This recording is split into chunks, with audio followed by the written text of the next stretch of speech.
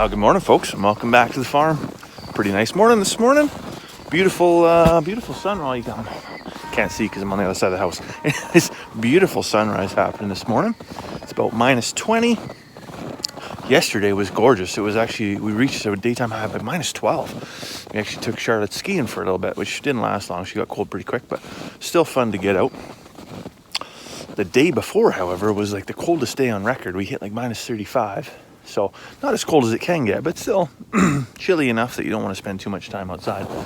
This morning we got sausages in the pressure cooker in the house.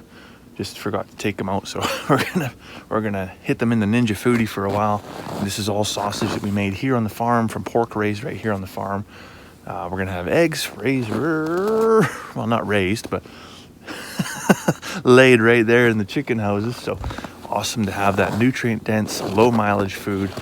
And we're gonna carry on with morning chores. We gotta feed the sheep, and I gotta fire up the tractor and get a round bale to take over to the horses. There's just a core left.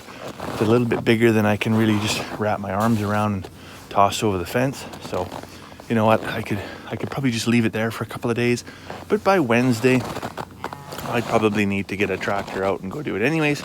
Being that today's Sunday and I've got the time, I might as well do it now. So later on today here, after we get ourselves a bit of breakfast, we're gonna head out to Rio Grande, out to my in-laws' place. We got some toilet issues out there. Last weekend we're out there, and my mother-in-law had been saying, well, our toilet's out of commission, Wasn't really sure what it was, and then realized, well, there was water around the base of the toilet. So, well, that's a pretty easy fix. It's probably just a wax gasket. So we plucked the toilet off, put a new wax gasket on, and then flushed the toilet a couple times. Went downstairs, and there's still water dripping off the pipe in the basement. Like, well, that isn't right. Found out pretty quickly that actually one of the 3-inch ABS couplings on the pipe had a linear crack in it. I don't even know how, because there's no piping strain on it or anything like that. So we're gonna go out there today with some cordless recip saw, cut that pipe off, get it replaced, and get their toilet back in action, because it's not something you want to be dealing with when it's minus 20 or minus 30 or minus 40. It's having to go old school with the toilet. Now, just running over here where I'm at, this is where the barn is going to go, so I don't particularly want to drive on there, pound the frost in, because when the guys come at the end of January, they're actually going to have to auger some holes for the posts to go in. So I've been trying to stay off the pad. I don't know how much frost is just getting naturally driven in just from the cold, but as much as we can do to minimize it, I'll definitely take advantage of that. This is kind of funny when the salesman come by for the contract and everything with the shop pad. He said, "Oh, once you build the pad, like maybe just store all your hay on there and it'll keep it insulated." And I thought, man, who has enough hay to do that?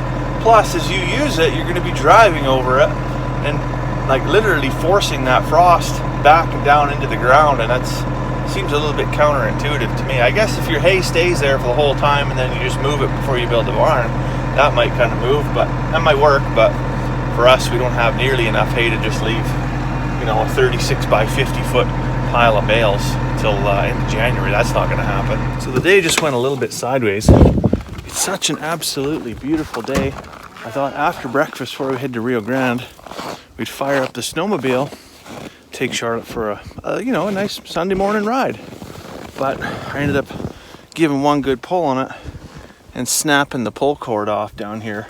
So I've taken the muffler out, and I'm gonna get this plate off and get that cord out, and then maybe there'll be a little bit of time for a bit of leisure. I just had the wrong size socket. I had a 9/16, need a 1/2 inch. But anyways, yeah, we don't get a ton of leisure time around here. It's one of those deals where our lifestyle is what we love, and so therefore, well, you could argue that every day is leisure time, but you find joy in some work, I guess. But this was a purchase that we got. We got this at an auction. It was kind of cheap and seemed like this year we're going to get some snow, although you never would have known it from a couple weeks ago, but we actually have got quite a bit of snow here in the last few weeks.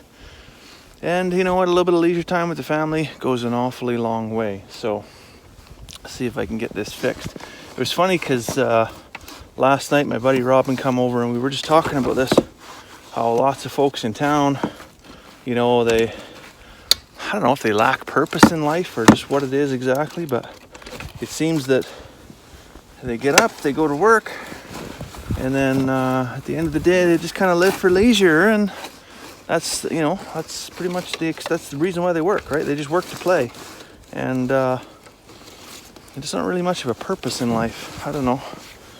I think if you're not going to contribute to society, try and make the world a better place, what's the point of even being here? What are you trying to do, right? If you're going to live a selfish life and not do anything for anybody, doesn't really seem worth it some days. But so I got the recoil off here and got the cord pulled back through, but you can see in a couple of spots there where this cable is, I mean, it's not long for this life, right? So I'm going to pull it out. I don't know how little I can get away with, but I know this piece that's here for sure obviously suffered some heat damage, probably from the exhaust. And if I just go ahead and tie this up, well, I'm just going to be back and doing this again here in 5 minutes.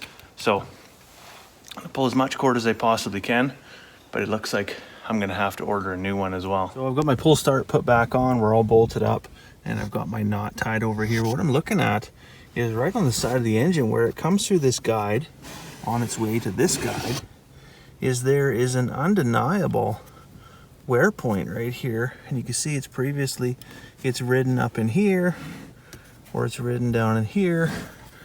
And I'm thinking I'm just gonna, yeah, even if I tuck it back in there, it's constantly gonna have to hit something.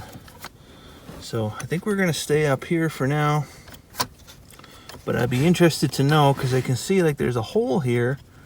I'm wondering if, you know, Yamaha from the factory has some type of a guide that's supposed to prevent this from being a wear point. Because I mean, you can see, I mean, if it's, the cable's run enough to polish this completely up and actually put a little bit of a divot in there. So no wonder it snapped eventually. So now I've got my cable reinstalled. I put my muffler back in. All the springs are back on. Let's just see if this thing will come on. I bought this thing, it actually fired up first pull, and now it's minus 20. It's pretty cold, so we'll see. We'll see if she goes right away or not. Ooh.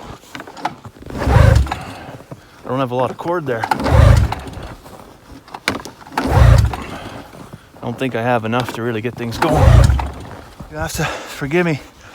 I'm out of breath, but I'm not defeated yet. So because it snapped, I don't have enough cable to get things pulled over. So I actually popped the pull start handle through here, and I got it now down here by the muffler. So that buys me another foot. You know, what a fella wouldn't do for a few more inches, right? Hopefully this is enough to get things going here.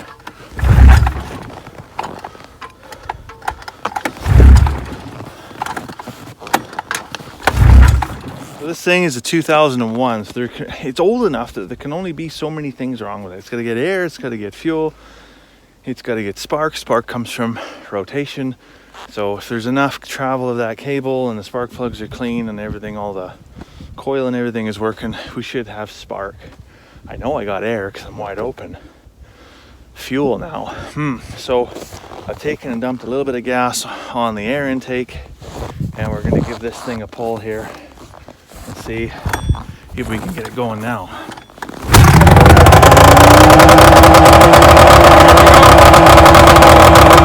For all that screwing around getting it running, Charlotte says she doesn't want to go for a skidoo run. Oh well, that's fine. I do have to run a bucket of grain out to the bulls, and what better tool to take than the snowmobile, because we've got a foot of snow out in the field. So I'll run on that and everybody will be happy.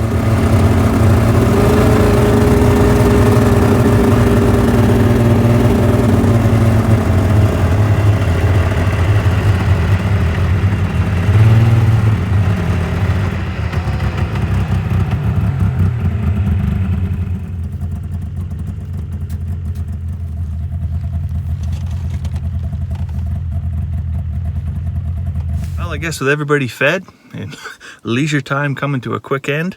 The only thing that's left to do is head to Rio Grande and fix the toilet. So I better let you go for now. I hope you have a fantastic Sunday afternoon, and we'll see you tomorrow.